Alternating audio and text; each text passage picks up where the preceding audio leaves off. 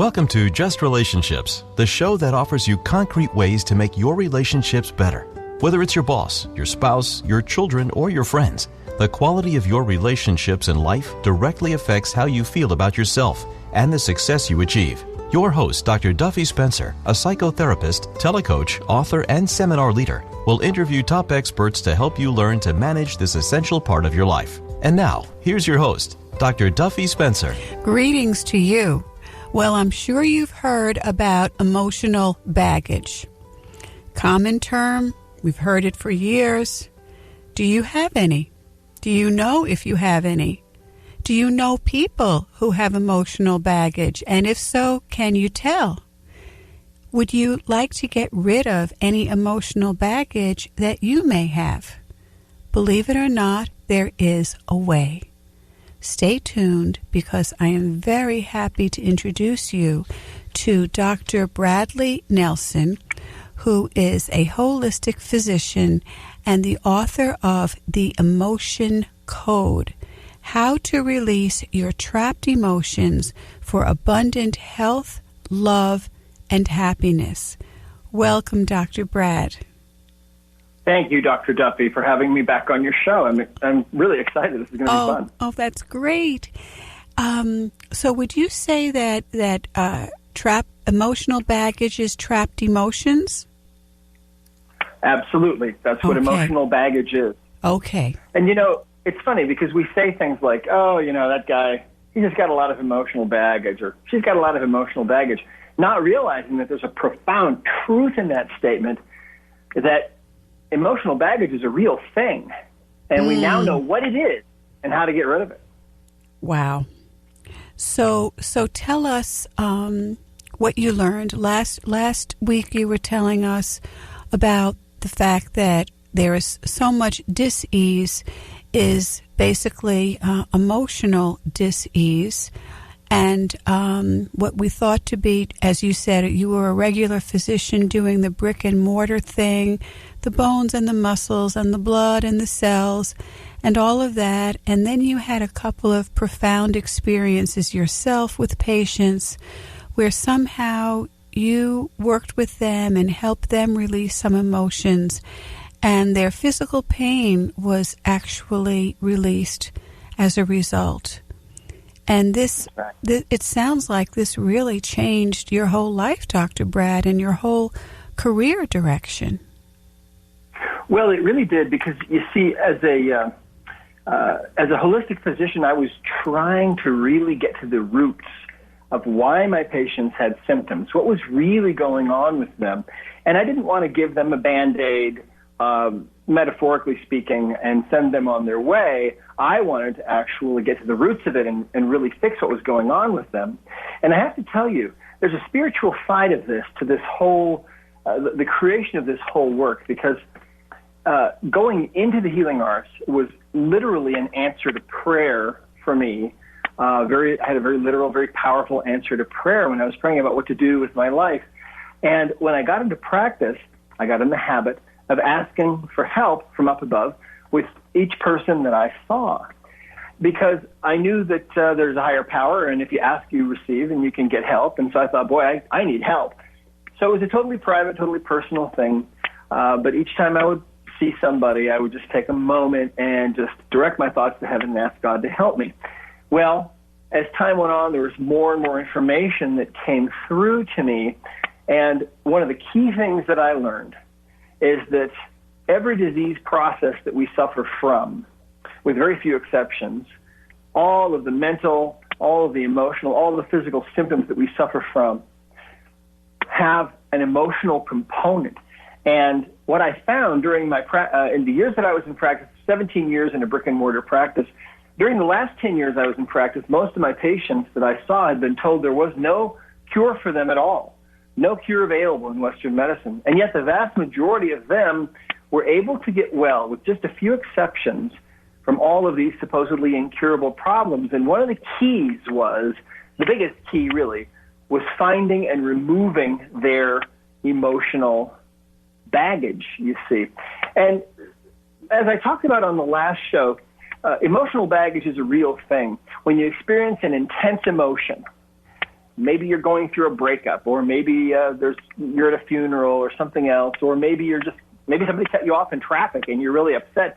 When you're feeling an intense emotion of anger, resentment, or whatever it might be, there's 60 that we identify. If that emotion is strong enough, if it's powerful enough, that emotional energy can become trapped in your body.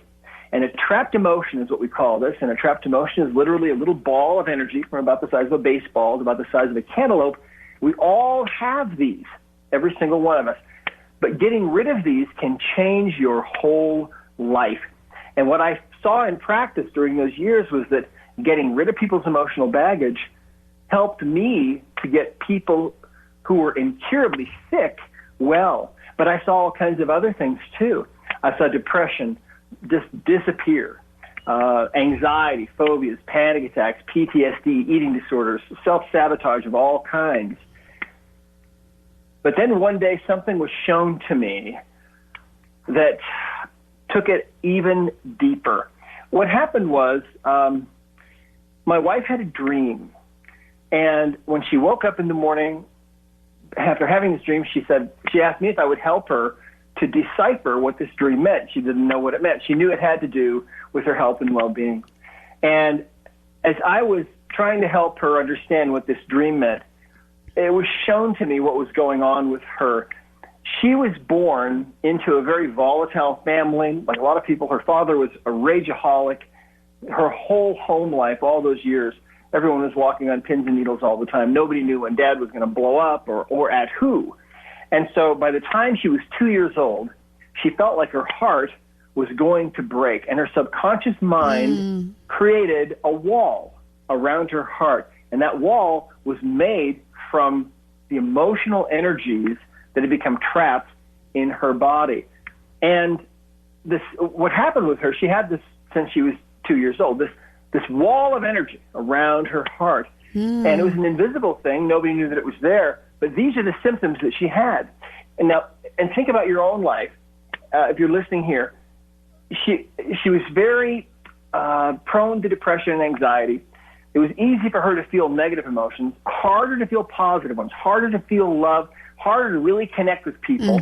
And it was also more difficult for her to feel like she belonged.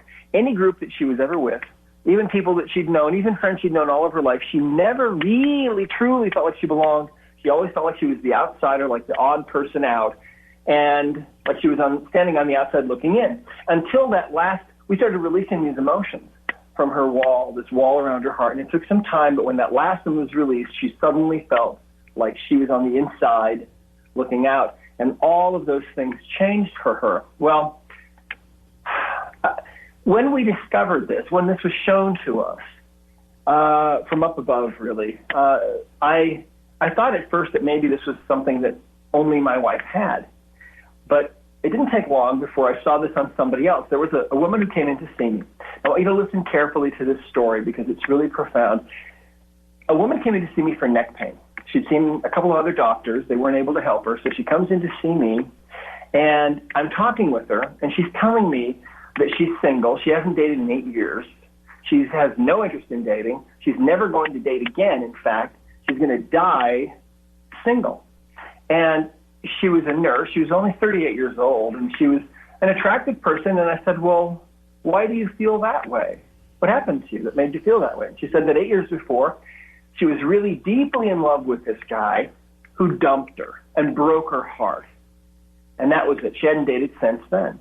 Well, when I tested her, what I found was she had this phenomenon that we call the heart wall, where her subconscious mind put up a wall around her heart to protect her heart from being totally broken.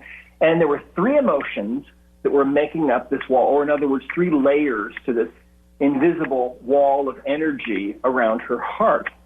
And all three of those layers were three emotions that had occurred when she was going through the breakup.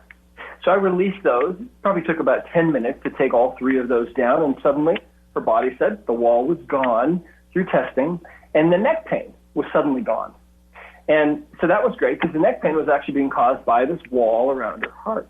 She left the office feeling totally fine, and she didn't come back. I saw her 3 months later. She walked into my office, and I'll never, ever forget this.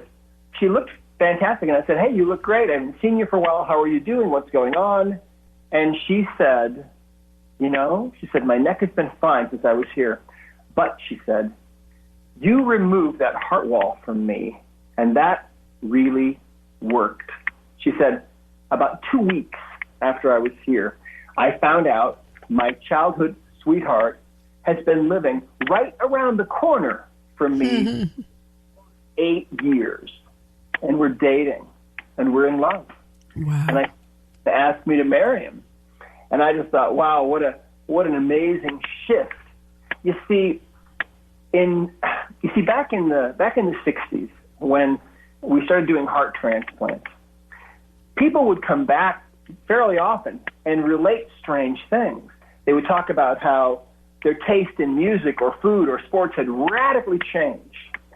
Sometimes their handwriting would completely change. Sometimes they would have memories of places that they had never in their life visited, and yet they had memories of being in those places.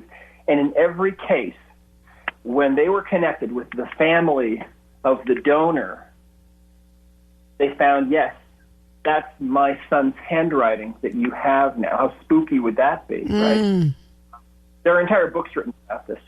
Yes, my son loved baseball. Our daughter loved mocha lattes. That's why you can't drive by a Starbucks now without pulling in and getting one. That was her drink. Things like that. And places that our son went, those are the places that you have now. You have memories of.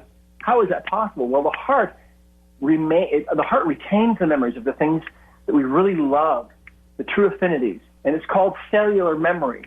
Well, in ancient times, you see, the ancient peoples believed the heart was the seat of the soul and the source of love and the source of creativity and the seat of romance and all of these things. Even today, from those ancient beliefs, when it's Valentine's Day, all about love, if you're lucky, you get a heart-shaped box of chocolates, right? It's all about the heart. Well, in Western medicine, we've never really paid any attention to all those old ideas, thinking that was just poetic license on the part of these ancient civilizations. They didn't have the kind of technology that we have now. We know the heart is just a pump. That's all it is. But no, now we have new technology coming out that's showing us that the heart is much, much more than we ever realized.